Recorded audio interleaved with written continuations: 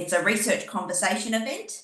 I'd first like to acknowledge the traditional owners of the land on which we are situated. So in the spirit of reconciliation, Work Integrated Learning Australia acknowledges the traditional custodians of country throughout Australia and their connections to land, sea and community. We pay our respects to their elders, past and present, and extend that respect to all Aboriginal and Torres Strait Islander people today. All of us have a shared responsibility to work toward justice and equity. Sovereignty has never been ceded. It always was and always will be Aboriginal land. I am Dr. Elizabeth Cook from Edith Cowan University, and I recognise and thank the Noongar Whadjuk people who are the traditional custodians of the land upon which I live and work. And people who are attending live today, if you would like, you can put your location, the lands on which you are from coming in through today in the chat, so we can see where all of us are based. So our presenter today is Professor Deanna Grant-Smith from the University of the Sunshine Coast. Professor Grant-Smith is Discipline Lead of Management in the School of Business and Creative Industries, the University of Sunshine Coast. Her research explores decent work, and for the last decade, she has been exploring the wellbeing of work integrated learning students and staff. Professor Grant-Smith's presentation today will share the findings of her research, which was funded by a 2022 ACEN, our former name, full research grant. And at the time of this research, she worked at Queensland University of Technology, and the relevant grant themes were wellbeing and support during will, equitable and inclusive will experiences, so that she actually attached this grant to two of the themes that we had advertised. And at the moment, there's the call for the research grants for this year, and we always choose different themes each year. So if you're interested in applying for grant, those grants close at the end of this month. Before I hand over to Professor Grant-Smith, if you have connection issues, please try firstly logging out and returning to the same URL that you joined with, or wait for an email with instructions on how to rejoin. After Deanna's presentation, there will be time for questions, and you can post your questions in the chat, which I'll go through, and we can go through those questions at the end. It would help me if, because you're going to be maybe just commenting, if you've got a question, if you could please put at the start of your question the word question, then it would help me to scan and quickly find the questions if there's lots going on in the chat. So now I will hand over to you, Deanna. Thank you very much. Thanks, Elizabeth. I'm so delighted to be here today. This is my second research conversation, and I always find a very friendly and receptive audience with ACEN, now Will Australia people. So thank you so much for having me. I'd like to acknowledge the traditional owners of the land where I'm this afternoon, which are the Turrbal people. So I'll just share my presentation screen with you now. And what I'm going to talk to you about today is the project that I undertook for ACEN that was really focusing on how we can reduce the impact of both general and financial stress on wellbeing. So I've been doing wellbeing work for quite some time. As Elizabeth said, it's been a decade. And when I first started doing this work, what I noticed about my own work and the other work that was happening in the space is that mostly we were focusing on unpaid work experience that were primarily in the form of internships. So a lot of these were outside of what we would traditionally think of as will. Often they were what the Americans might call a summer internship.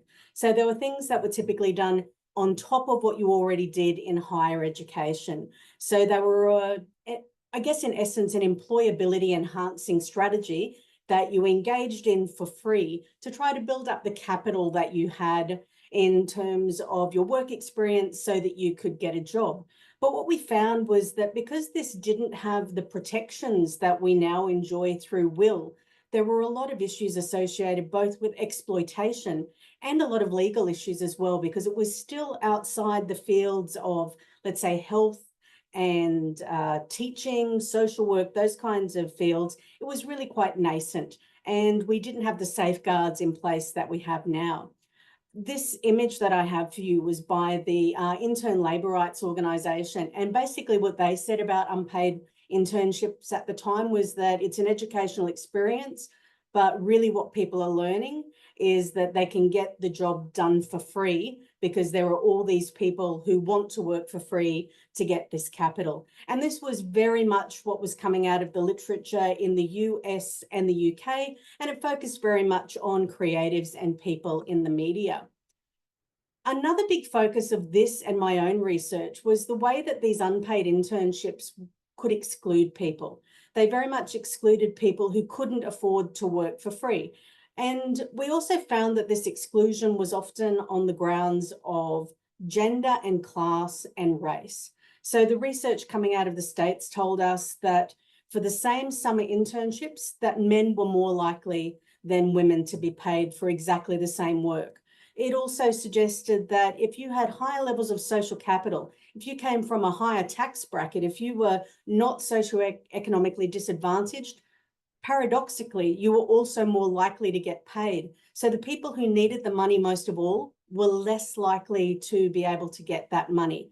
They also were having to work much, much harder to get these types of opportunities.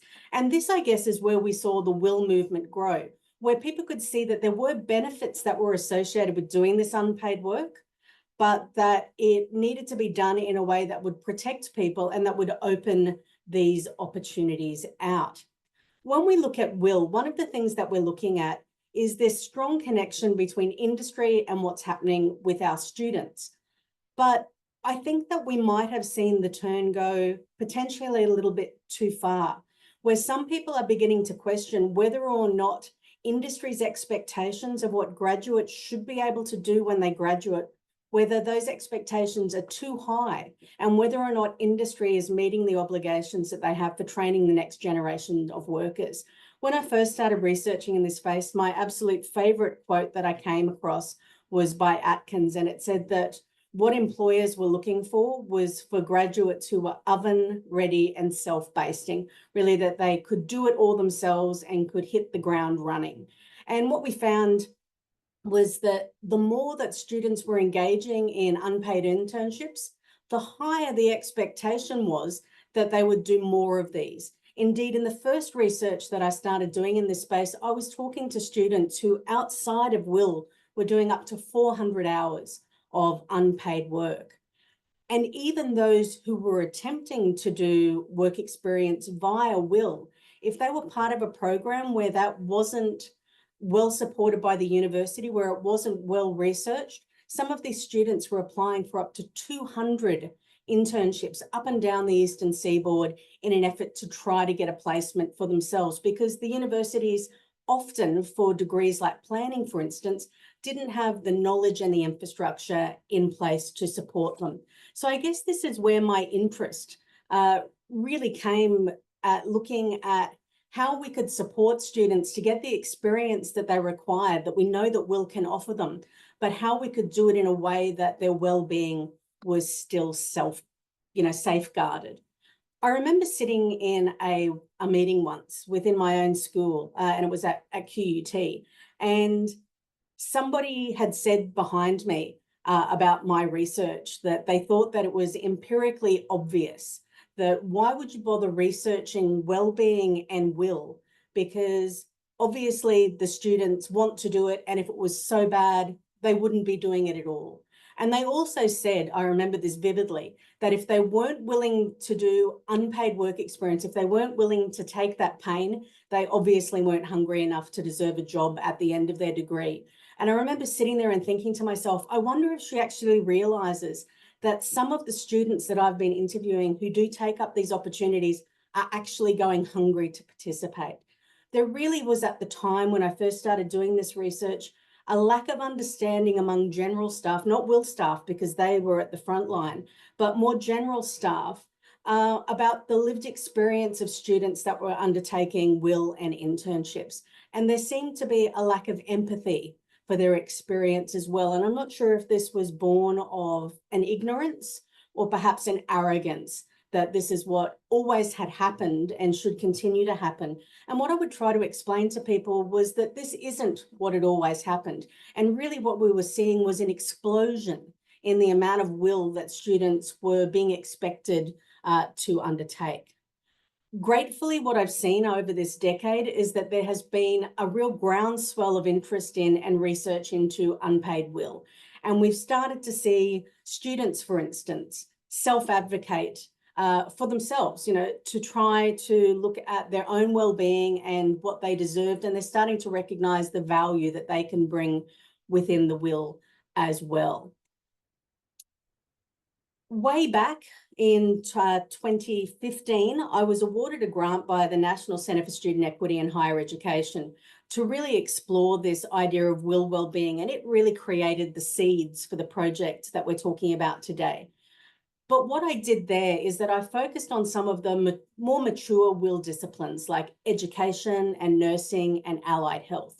And so what we did through this mixed methods research, which was one of the first really large mixed methods multidisciplinary sets of work into wellbeing, we started to identify some of the multiple and connected stresses that were caused by participation in will.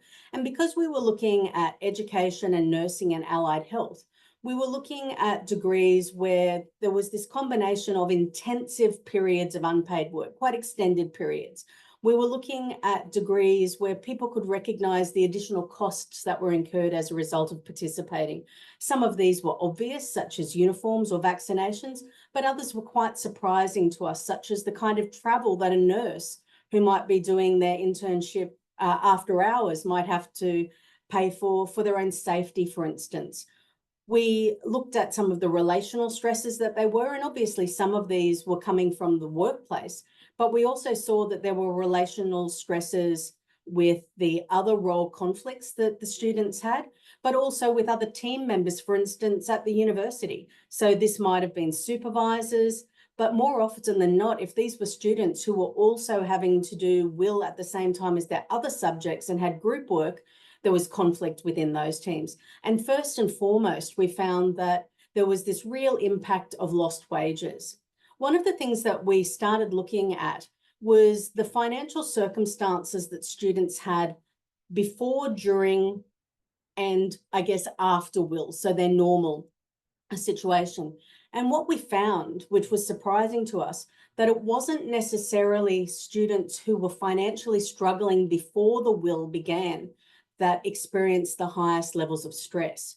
What we found that it was this drop in income where students who were financially comfortable or at least adequate, and they were able to achieve this through their own work, that they were the most impacted because they saw a massive decrease in what they could afford. They didn't have a buffer anymore, where most of the students who were already financially struggling maintained some level of income because many of them were on some kind of government benefit. And this was quite surprising because we had expected to see that the students who were on government benefits would be the hardest hit, but this wasn't always the case.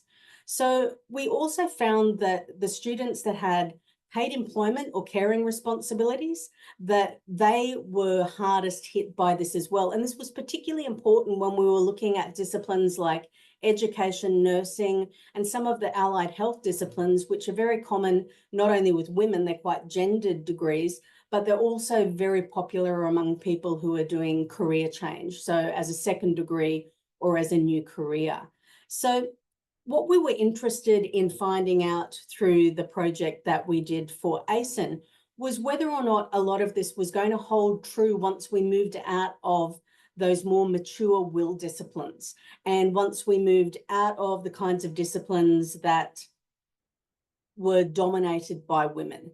So when we started this project, Laura Zwaan and I, who I conducted the research with, we wanted to look at this idea of financial hardship, which we know is a cause of stress, but we also wanted to look at how it could not only impact the participation in will, but also the experience of will overall. So we asked 4 main questions. We wanted to know what kind of will placement experiences and characteristics were associated with an elevated level of stress. We also wanted to know which of these were associated with elevated financial stress. So there is a relationship between general stress and financial stress, but they can also occur independently of each other. And when they occur together, the cumulative impact can be particularly difficult for students. We were then interested in how financial and general stress together and separately might impact participation and success. And then finally, there's been research that suggests that the way that you can protect students is by improving their financial literacy. We wanted to see if there actually was any relationship between financial and general stress and the level of financial literacy that an individual had. I guess we were a little skeptical as to whether or not financial literacy was actually the answer that some people had posited that it would be. So in terms of the cohort that we looked at, we surveyed 364 students that were undertaking a degree that involved mandatory or elective will. So this differs from our prior study, which was only looking at degrees that typically had high levels of mandatory will. And this is really important because even though there is a push for up to 100% of students participating in will across all disciplines within universities, we do know that there is still a lot of elective will that goes on. In terms of our cohort, 162 of the people we'd surveyed had recently participated in a placement as part of their degree. We were also interested in that remainder, though, to find out about the people who hadn't done any will. We wanted to know why. In terms of the students that we looked at, for the ones who had undertaken a placement, that was about half of our cohort. And for them, for the vast majority of them, the placement was mandatory. For only about 28% was that mandatory placement or a voluntary placement paid. So we can see here that a placement being mandatory is obviously going to increase the rates of participation. So we began to ask ourselves why. If will is such a good deal for students and they can demonstrate the ability to integrate into the world of work and there's many great opportunities from it, why are not more students taking up this opportunity when it is an elective that they can take on? In terms of our cohort overall, we had a mix of students from multiple different types of universities that participated. Around half of them came from what we might call an urban university, and close to a quarter came from a run university, so one of the more regional universities. In terms of the overall total, about a fifth of them attended one of Australia's elite universities, so the group of 8. So I guess we could say the majority of our cohort did not attend an elite university, so they pretty much reflect an average kind of student. In terms of their financial security, we could see, similar to the kind of work that we had done before, that for students, they are more financially secure outside of semester than during semester. That is not surprising, but what we do see is that there is a massive decrease between their outside of semester financial security and the financial security that they experience during placement. So we could see that financially struggling during semester increased from 15% to 48% to nearly half. So from about an eighth to half during placement. So we could definitely see that there was, again, this pattern of participation in will resulting in a decrease in somebody's financial circumstances and the extent to which they can furnish the debts that they have. So for us, financially secure means that you can pretty well buy anything that you want. Financially adequate is you can buy what is required so you can meet your necessities, and financially struggling means that you can't even meet your basic necessities. And often the necessity that we found through our prior research that students were forgoing is food. And this is why so many universities have food banks, for example. The problem with food banks, however, is they typically aren't open on weekends or after hours, which means that students who are on will can't access them when they require them. In terms of the general stress that we saw in relation to placement, we could see that there was a pattern that showed us that, around 40 mid% agreed or strongly agreed that they felt stressed about their will placement. Stress on will isn't necessarily bad. So stress can be associated with excitement. It can be associated with feeling challenged. But the kind of stress that we were talking about here, this kind of general stress, was the more negative aspects of stress. So what we're talking about here is the kind of stress that is experienced when you are experiencing status-related abuse, or where you're experiencing some kind of verbal or physical abuse or sexual harassment. I'm very happy to say that the students that were experiencing those kinds of abuses, they featured very, very small numbers within our sample, as did witnessing the abuse of others.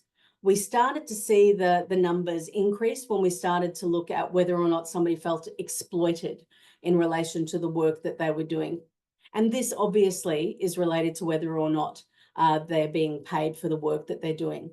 There was some positive aspects of this, and we found that some of the buffers against general stress was when students could feel that they could positively collaborate with others, where they could actually do what was expected of them and didn't have to overexert themselves. And I don't mean here that they were lazy and didn't want to do the work. I mean that they could do it within the time that was required and expend the level of effort that they had expected. They were still really keen on doing challenging tasks and extending themselves. But when this was conducted in a caring, supportive and respectful environment, obviously this increases your general well-being because you're starting to get feelings of self-efficacy. And then finally, when students felt included and that they were experiencing fair and equal treatment, that obviously had a strong positive effect on the overall feeling of well-being that they had and helped to buffer against the stress that they were experiencing. We can see here on this slide as well that there's a reasonably large percentage of students who have a degree of neutrality about the degree of stress that they felt that they were experiencing on placement, and that's because it is very much a mixed period of transition for students. In terms of the financial stress that students were experiencing on placement, we're starting to see big numbers here. We're starting to see, 1 in 5 saying that they strongly agree that the placement was stressful due to financial reasons. And a quarter of those agreed as well. So that's a fairly large portion of the students who had done WIL had felt that it was stressful because of the financial element. What we found with this is that when the placement was mandatory rather than elective, this tended to increase the stress levels because students couldn't necessarily plan when it happened. It had to happen when it happened. We also found that if students were financially struggling normally or during placement, obviously that increased financial stress, as did having to go into debt to fund placement participation or having to furnish the additional costs related to placement. Again, I can kind of see when people say the work is empirically obvious, a lot of this is common sense, but it's things that we forget about. A lot of our students suggested that their financial stress felt worse when they felt that they were being exploited. It was almost like there was salt being rubbed into that wound. And part of that was because they weren't able to earn money from their other paid employment. And many of them were fearful or actually had lost paid employment as a result of participating. And this was very consistent with the prior research that we'd done. The ways of buffering that financial stress, we found that students with higher levels of financial self-efficacy tended to experience less financial stress. However, it's important to note that often this is associated with things like not incurring additional costs due to placement or not having to beg, borrow, or steal from others. So we can see here that to suggest that it's only about financial self-efficacy or the financial literacy that someone has would be to oversimplify. It's often because they feel more confident about being able to manage the financial obligations that they have, which can help them to manage their financial stress overall. And what we did find interesting here was this crossover between general stress and financial stress, where we found that if students felt that they were getting good learning opportunities and that they were being treated fairly and equally, that this did seem to have a relationship with moderating the financial stress that they were experiencing as well. In terms of the impact of placement on participation and success, we found that not all students are motivated to undertake a placement. And I think this is a really important thing to note when we start looking at the university aspirations for every student to have to do a placement. Through other research, students that I've spoken to, not all of them want to, particularly those that already are working within the industry. Many of them would prefer to take a different elective or to engage in research, for instance, or do something completely different. So I do think that if we're in the business of responding to students' desires in this space, that we need to recognise that funneling all students into WIL isn't always the answer for every degree. One of the things that we did notice in terms of student experiences, that about 14%, so 1 in 8, were unable to source a placement. And this is particularly important for degrees where we don't source the placements for them. I think that it's increasingly problematic when we're sending students out to do this for themselves. There's a high degree of stress related to the time that it takes and the fear of those timeframes closing down. We also found that 1 in 5 of our respondents who hadn't undertaken WIL did intend to do so in the future. But given that 1 in 8 who do not intend to undertake a placement cited financial reasons, I think that we could safely assume that that 1 in 5, that there would be a portion of those who may have it on their agenda, but may find themselves in a financial position that means that they can't participate even if they wanted to. And this would be both for mandated and non-mandated WIL placements. In terms of the impact on participation and success, we have to recognise that this is a self-select group. So most students who had participated had passed their WIL. It was very difficult for us to access cohorts of students who had left university, even though we tried, or who had failed their WIL and that had caused them to leave. But what we can say is that all students who failed, even though it's only a small portion, reported some level of both general and financial stress in relation to their placement, and that this was not the case for the students who passed. So we can draw some broad conclusions that it does impact on whether or not students will succeed in the placements that they undertake. Finally, the relationship between stress and financial literacy, is there one? I'm not a number cruncher, but Laura Zwaan, who I did the work with, who is also an expert in financial literacy, did not find a significant association between reduced levels of stress and financial literacy. So we postulate that this could be for a number of reasons, but one of these would be that higher levels of financial literacy might make students more aware of their financial stress, which could in turn increase their general stress. So they know what it means to not have the money, they know what the debt is, they understand things like the rates of interest that they're paying on any loans that they've taken. So this could increase the stress that they experience. We also know that those who reported being financially secure during placement were less likely to experience financial stress during placement, while those who reported they were struggling were more likely to experience financial stress. This is not surprising. If you've got money, you don't worry about money. If you don't, you will. And even though that's really obvious, I think it's really quite important for us to keep remembering that the financial stress that students experience is not just real to them, it is materially real as well. In terms of financial self-efficacy and the relationship with general stress, we did find that there was no significant association there, but there was a negative association with financial stress. So students with higher financial self-efficacy scores reported lower levels of financial stress, again, because they could manage the money, probably because they weren't incurring as many debts and costs. So our takeaway was, despite the calls to use financial education to improve financial well-being, those kinds of improvements alone are unlikely to mitigate the stress that's experienced, because levels of income are more important than financial literacy for improving well-being. And there has been research in other spaces among young people that has shown that also to be the case.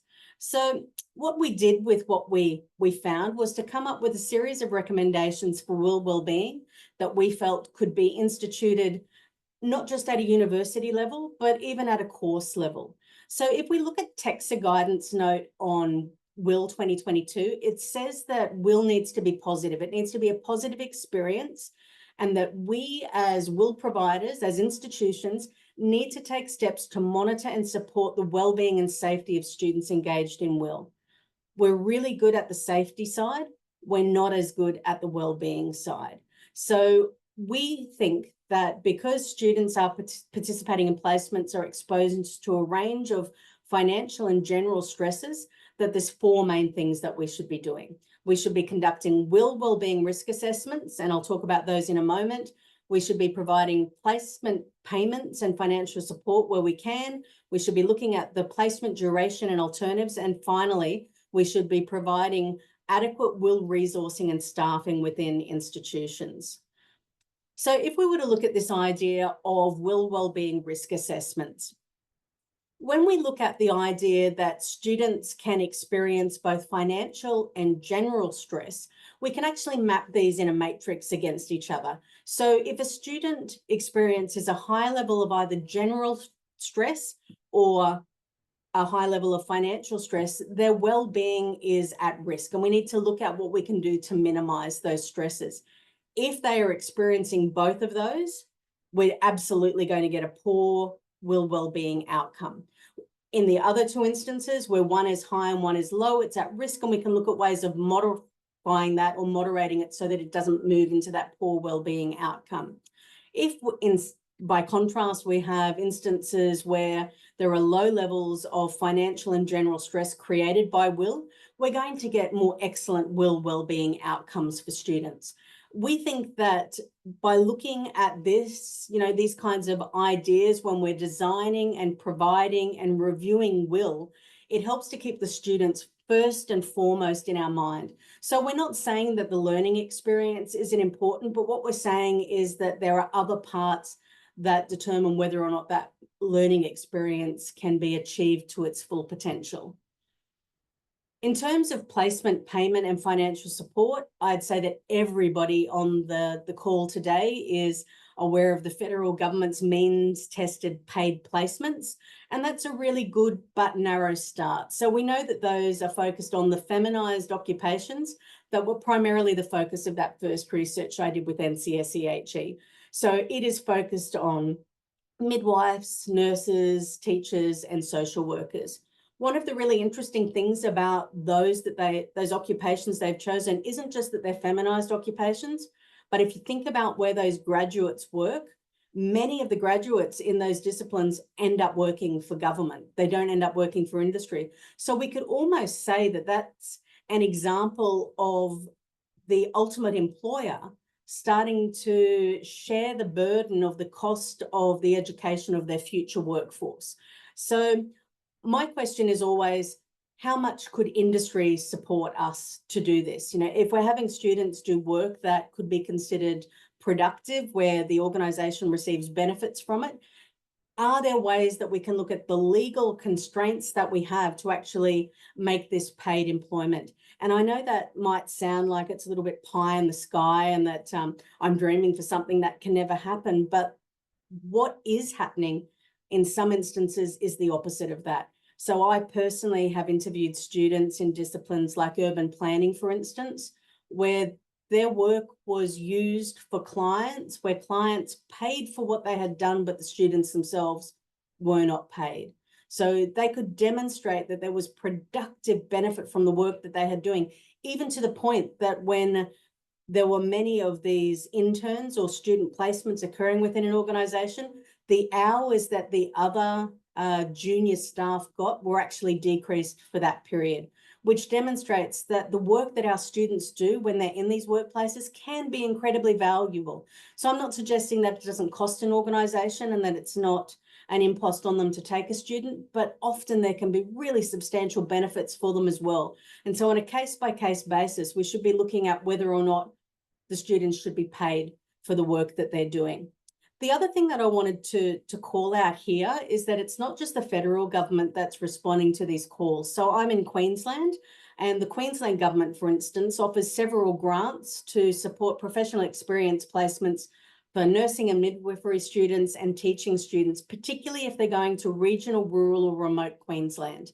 So this is really important because earlier research that we had done showed that things like having to travel long distances for placement or to pay for additional accommodation was a really big stumbling block for students financially in undertaking their will. So for me, it was really gratifying to see my own state, at least for some disciplines, looking at how they could support students with bursaries of up to about $5,000 for a single placement, depending on the placement length and the location and where they were in their degree. For me, that was really heartening to see. And I just want to make a really great shout out to all of my colleagues who've been doing work in this space who were actually able to turn the federal government's attention to the needs of students financially and to get this on the board and to get some traction so that at least we've got a starting point for students beginning to be paid. I think that we have an obligation to consider the placement duration and alternatives. So we know that placement length, we found this in our study, can contribute to both general and financial stress, particularly when the placement is unpaid. So I would love to see more work with professional accrediting bodies to kind of limit placement length to what is absolutely necessary to reduce the participation on burdens. I know this is already happening in fields in like social work, for instance, and I absolutely applaud those efforts. I also think that we can be more creative in looking at the use of things like on-campus service learning, like tax clinics, for instance, virtual will, the use of research and university-based projects. There's a number of quite creative things that many of our colleagues are doing that I think can be great supplements to or alternatives for will. What we do need to make sure, though, is that any of those, that they're not less appealing or a less worthy alternative. That if we do have them, they're not seen as the country cousin. They're actually seen as something that has equal value and has similar levels of learning associated with them. The last thing that I think is really important, the last recommendation we made was about providing adequate will resourcing and staffing. I don't think that we can undersell the importance of the people who look after our students when they're on will. So given the impact of being unable to self-source placements, we need to make sure that will placement programs are adequately staffed and resourced so that we can support the students academically and financially, so that we can not just find placement locations, but we can actually vet them, that we can monitor the placement quality so that a poor placement experience doesn't add to the stress that students are already experiencing, so that, as institutions, we have the courage to basically bin the bad workplaces, not have them part of the roster anymore. I think that it's also vitally important that institutions really invest in staff wellbeing. So some separate work that I did with Alicia Feldman and a different project with Jenna Zwaan, both of those looked at how the ability to deliver wellbeing for students can only be delivered if we look after the wellbeing of the people who look after them. So if we don't have a climate and a resourcing structure that supports them, there's no way we're going to have good outcomes for the students that we're looking after. So what next? I think that we're in a really exciting time when it comes to will. I think there's so many opportunities for us to look at in terms of alternatives, the ways that we can get industry on board for funding the will that we want to do. And I just can't wait to see what you, my colleagues, come up with in this space. So I think I'm bang on time and that we're ready for questions. That was amazing,